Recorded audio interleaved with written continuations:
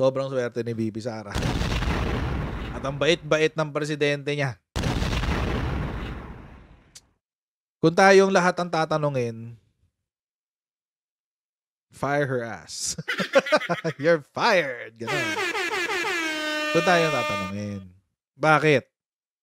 Nakita naman natin kahapon, hindi naman siya nagper-perform din sa DepEd. Oo.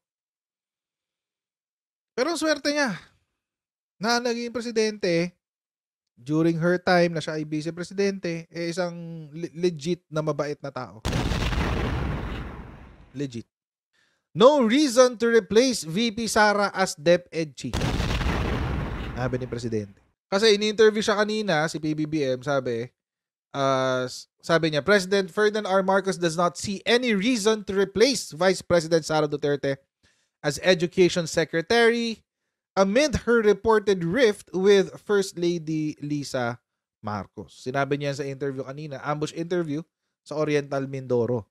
Nung bumisita siya doon para i-check ang estado ng mga palayan doon sa Oriental Mindoro, no, dahil ngayong El Nino.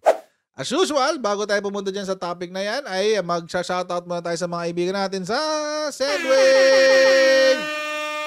Ayan, bago nakalimutan ko yung script ko, wait. Ayan, kung kayo ay magpapadala ng inyong mga remittances sa Pilipinas, at gusto nyo mabilis na, actually, almost real time nga itong Sendwave, mga kotsero eh. Gamitin nyo si Sendwave. Ang gagawin nyo lang ay i-download ang Sendwave app, gawa kayo ng account, lagay nyo ba ang account details at pwede nyo nang ipadala yung mga remittances sa Pilipinas through GCash sa mga bangko at iba't ibang mga pawn shop sa bansa. At kapag ginamit nyo pa kayong promo code na Coach Jared, ay makakuha kayo ng karagdagang $20 free credit. Ito pala. Kaya mga kotsero, gamitin na si Sendwave for all of your remittance needs. Panood natin itong balita. Parehong dinepensahan ni Pangulong Bongbong Marcos, sina First Lady Liza at Vice President Sara Duterte. Hindi raw aalisin sa gabinete ang bise at hindi rin naman masisisi ang naging reaksyon ng unang ginang. Nasa frontline ng balitang yan, si Brian Basa. I don't see the reason behind that. But wala raw nakikitang rason para palitan sa gabinete bilang Education Secretary si Vice President Sara Duterte. Yan ang sinisigurado ni Pangulong Bongbong Marcos sa gitna ng hidwaan ng kanyang asawang si First Lady Liza Araneta Marcos at VP Sara. Matatanda ang sinabi ng unang ginang na bad shot na sa kanya ang vice-presidente. Nag-ugat yan sa umunoy pagtawa ni VP Sara ng tawaging bangag ni dating Pangulong Rodrigo Duterte si Pangulong Marcos. Hindi naman daw masisi ni PBBM si First Lady Liza sa kanyang reaksyon. first of all, my first reaction is what a lucky husband I am. That I have a wife na very protective sa akin na kahit na may nakita hindi magandang sinabi tungkol sa akin. Talagang she gets very upset. I guess we cannot blame her. Wait lang, bago natin tuloy. Alam niyo ba inintriga yung statement na yan? Inintriga pa yan, pati yung statement na inintriga yan. Sino nag-intriga dyan? Syempre, our resident Marites. Attorney Marites, Harry Roque. Sabi ni Harry Roque. Kung good shot si VP Sara kay PBBM at bad shot kay Lam, alam naman natin na talagang tinatrato siya na bad shot sa administrasyon. Ibig sabihin, ang talagang nananaig sa gobyerno ay si First Lady Lam. Yun ang nakakabahala. Ha? How did you arrive at that conclusion? At tingin ko, yun ang pinupunto rin ni Vice President nung sinabi niya na walang kinalaman yan sa kanyang mandato bilang halal ng taong bayan. Hindi ko mag-gets yung connect. Bakit? Kasi mga kotsero, ganito yan. Kung sila ang nagpapatakbo ng gobyerno at bad shot si Sara kay Lam, ngayon pa lang, wala na siya sa DepEd. Bakit? Ba't pa niya patatagalin? Bad shot nga eh. O di sabihin na lang niya sa asawa niya, Honey, honey, I want her out. Tomorrow na, tomorrow. This doesn't make sense. Yun lang yun. Kung maninira ang kabilang kampo at gagamitin nila tong sitwasyon na to, galingan nyo. Kung bad shot si Sarah kay Lisa, edi utusan na lang ni Lisa. Tapos kasi gusto nilang parating, si Lisa daw ang may hawak ng gobyerno. O di kung siya pala ang may hawak ng gobyerno, sabihin na lang niya kay Presidente, honey, I want her out. Paltan mo na yung DepEd secretary mo. Halimbawa lang. Hindi ko naman ginagaya boses niya. Pero halimbawa ganun ang boses niya. Paltan mo na. AI ako eh, AI. Paltan mo na yung DepEd secretary mo. AI ako eh. Ganon. Pero hindi. Anong ginawa ni Presidente? Hindi ko siya tatanggalin. Bakit ko siya tatanggalin? Ano sabi ni Presidente? Bakit ko siya tatanggalin? Any of the cabinet secretaries will be replaced kapag hindi nila ginagawa yung trabaho nila. Sabi niya ni PBBM. Kapag hindi niya kaya, nagkasakit, sabihin mo lang, papalitan ka namin. Kapag hindi talaga marunong o corrupt, tatanggalin talaga namin. Hindi naman yun ginawa ni Inday. Hindi naman ganun si Inday, yun sabi ni PBBM. Attorney, it doesn't make sense what you're saying. It's obvious that you're just putting malice on what happened. Nilalagyan mo lang ng mali siya. Hindi ginagawa ni PBBM. Pinanindigan pa nga niya na bakit ko tatanggalin, ginagawa naman trabaho niya. Huwag mo na i-interpret at i-explain ng mga sinasabi ng mga Marcoses.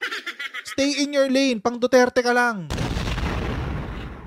Ikaw na nga ang direktor ng Department of Interpretation and Explanation of the Dutertes. Gusto mo pang gawing pati Marcos? Sa kabila nito, hindi naman daw apektado ang working relationship ni na Pangulong Marcos at VP Sara. Naunang sinabi ng bise na walang kinalaman sa kanyang mandato ang feelings ng First Lady. Mag-uusap kami ni VP Sara, kami ni Inday Sara, mag-uusap kami na tungkol dyan. Any of the cabinet secretaries will be replaced pag hindi nila ginagawa yung trabaho nila. Handa naman daw makipag-usap si VP Sara kay Pangulong Marcos. Nang tanongin naman ang Pangulo kung dapat bang magkaayos sina VP Sara at First Lady Liza, I don't think we need to patch anything up. I think she understands, as I said, as a wife herself. She understands the sentiments of the First Lady. Ang First Lady, hindi sanay sa politika yan eh. Kami manhid na kami dyan sa mga insulto, kung ano-anong personal na insulto, ay policy, lahat. Manhid. Hindi siya galing sa political family. Kaya siguro she still has to learn na magpalampas ng konti ng mga ibang masasakit at may init at maanghang sa salita. Totoo naman yun. Si PBBM, makapal na balat niyan sa mga batikos. Ikaw ba naman, lumalaki ka eh. With a Marcos last name. Diba? Ano ka? Magnet ka ng batikos. You're the direct, you are the namesake of a person na talagang siniraan ng tawag dito, ng mga dilawan. Of course. Mahirap yun. So, as far as that is concerned, talaga, master na talaga ni BBBM yan. Yung pagpapalampas ng mga issue-issue. Master na niya yan. May mensahe rin si Pangulong Marcos kay VP Sara. Huwag na masyadong dibdibin at yung hindi naman siya ang mga nagsabi tungkol sa kung ano-ano. Kaya madali naman siguro madali naman siguro plansahin lahat itong naging issue. Noong Biyernes, nagkita sina Pangulong Marcos at VP Sara sa graduation ceremony ng PNP Academy. Nakita pa ang dalawang leader na nagbeso sa isa't isa at nag-uusap. Nagbabalita mula sa Frontline, Brian Basa, News 5. Friendly lang talaga si PBBM. Alam niyo naman. Kay ito kahit mga DDS na vloggers mag-a-agree sila dito pag sinabi ko to. Kay PBBM, wala talagang masamang tinapay. Bakit? Mga kotsero, narinig ko yun sa isang DDS vlogger din na nakatrabaho ni PBBM. Siya yung mismo yung nagkwento. Nagsabi, si PBBM kasi hindi naman yan mabilis magalit talaga. Kay PBBM, ano yan, unless may gawin ka talagang sobrang sama. Walang masamang tinapay dyan kay PBBM. Sila na nagsabi nun. And hindi ko lang yun narinig sa isang tao. Narinig ko yun sa majority sa kanila. Sa lahat sa kanila. Kaya hindi rin ako magtataka na ganito yung treatment niya kay VP Sara. Which now, mga kotsero, begs the question. Kasi mga kotsero, may ganito kang anggulo. Sinabi ni Baste, mag-resign si Presidente. Sabi ni Baste, mag-resign ka. PBBM, resign. Hindi mo mahal ang bansa, mag-resign ka. Sabi ni Baste. As if siya, mahal na mahal niya ang bansa. Mahal na mahal nga nila ang China.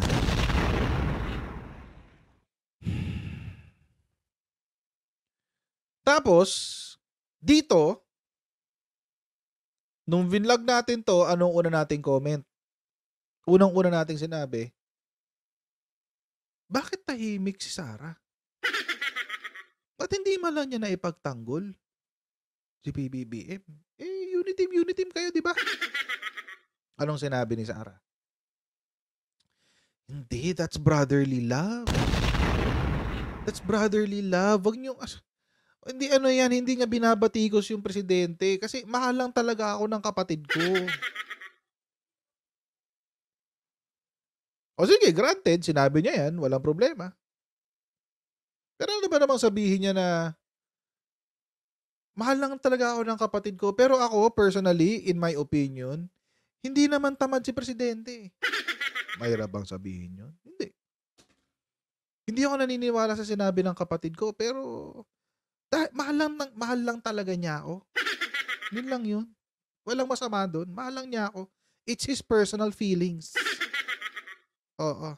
Personal feelings lang niya yan. Sa akin, red flag number 1. Red flag number 1 sa akin yan. Yung ginawa ni Sara na yan. The girl with the red flags.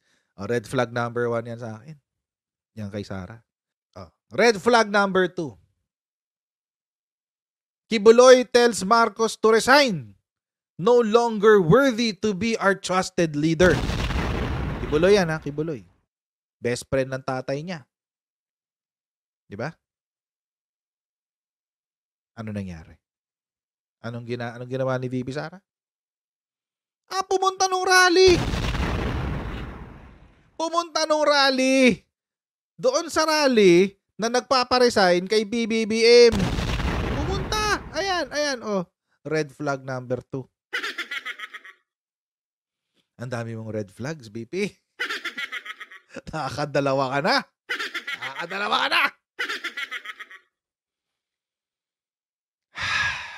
Okay. Next. Nagganto yung tatay niya. Diba? Marcos Bangag, etc. Ano nangyari? No comment. Red flag number 3.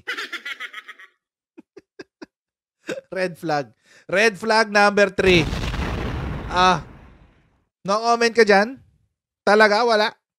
Tinawanan mo lang yung sinabi ni Shi Digong ng tatay mo.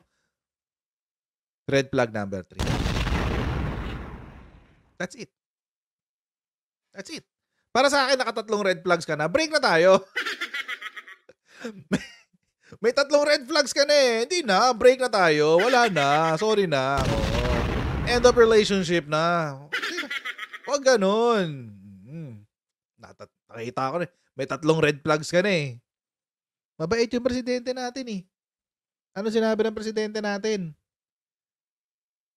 Sabi niya, kapag hindi talaga marunong o corrupt, tatanggalin ka namin. Hindi naman ganun si Inday. Medyo disagree ako dito kay presidente. Medyo disagree ako dyan. Bakit? Sabihin natin hindi corrupt. Kita nyo yung nawala yung itim ng mga mata ko, di ba? Umabot sa bato ko yung umabot sa sa likod ng eyeballs ko yung irap eh. Sabihin natin hindi corrupt. Sabihin natin hindi corrupt. Pero marunong? Really? Baka marunong mambudol. Oo, marunong. Marunong mambudol. Pwede. Marunong mangbola. Oo, pwede rin. Marunong magpabebe. Oo, pwede rin. Pero as far as DepEd is concerned, marunong ba? Oo. Alam nyo mga kutsero, yung state of our education is almost still pre-pandemic. Pre-pandemic, parang naka-pandemic pa rin tayo sa education system natin. Buti pa pag pag may namamatay na sundalo, agad-agad nandoon yung education din niya maasikaso.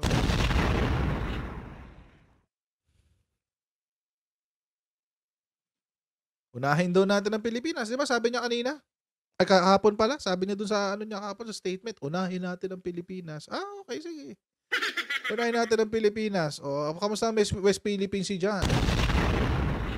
Wala pa rin statement? No comment pa rin? Sige, ganun lang. Simple yun.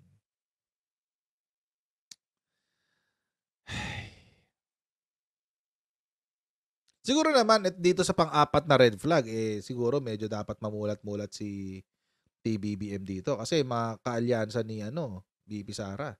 May ganito, may manifesto na sila against the US and against BBM. Makaalyansa ni Sara yan. Ayan, si 1M yan. So baka naman dito, red flag na to. Sana, di ba? Kasi mga supporters to ni VP Sara eh. Siguro naman dito, medyo red flag na to. No to US BBM, proxy war. Alam naman natin walang proxy war eh. May gera na ba? Wala. May proxy war ba? Wala. Pero pipilit nila. Tapos sabihin nila, Marcos resign kasi may proxy war. Red flag number 4 yan. Pero ito yung pinakamalupit na red flag. Yung habang tinatawag ng mga kasama mo sa paligid, Marcos resign, andyan ka pangiti-ngiti. Yan yung pinakamatinding red flag. Iniisip ko pa rin what to make out of it. Kasi may dalawang anggulo yan eh. Pwede mo kasing sabihin na ito ay isang sincere thought galing kay PBBM. Sincero talaga siya nung sinabi niya na wala siya nakikitang mali na ginagawa ni VP Sara. Wala siyang nakikitang and si VP Sara still deserves to be part of his cabinet. That's one angle na pwede nating tignan, na sincere talaga siya. So, yung trust and confidence ni PBBM is still there. But on the other hand, I also can't help but to think na this is also a political strategy. Political strategy. Sabi nga na, di ba, keep your friends close and your enemies closer. But that is very uncharacteristic of PBBM. Or so we think. Or that's what we think. Baka ang iniisip ng ang gustong palabasin ni PBBM, isipin ng mga tao na or ng mga kaalyado ni VP Sara na nauuto siya. Pero sa totoo, hindi. Could be a strategy. Tulad nun, nung ano, so eto, 'di ba may mga nanonood dito ng Shogun. Nung namatay yung anak ni Toranaga, 'di ba ginamit niya yun para pag-isipin yung mga kalaban niya na mahina na siya. So, it could be a strategy, 'di ba? Na pinapakita niya na mabait siya kay VP Sara, pero on one hand, that's what he wants them to realize, or that's what he wants them to see. Pero at the end of the day, meron siyang ibang plano. Meron siyang ibang ano, tawag dito. Ako personally, I'm more inclined to think na this is a tactic, political tactic. Kung ano man yung the bigger strategy, yun pa yung hindi natin alam. Pero ito specific, yung hindi niya pagtanggal kay VP Sara. I think it's a political tactic. So mga kotsero, hanggang dito lang po tayo sa ating live stream. Please don't forget to like, share, and subscribe sa ating Coach Reality YouTube channel. And pa-follow na rin po tayo sa ating Facebook page para lagi kayo updated sa mga ganap sa aking page. Mga kotsero, I'll see all of you in the next live stream. God bless you guys. See you tomorrow. Bye.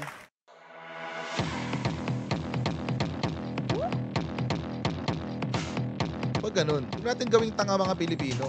Mas maganda kasi nasa lugar ka ng tama kaysa yung pinipilit mo yung pagkakamali.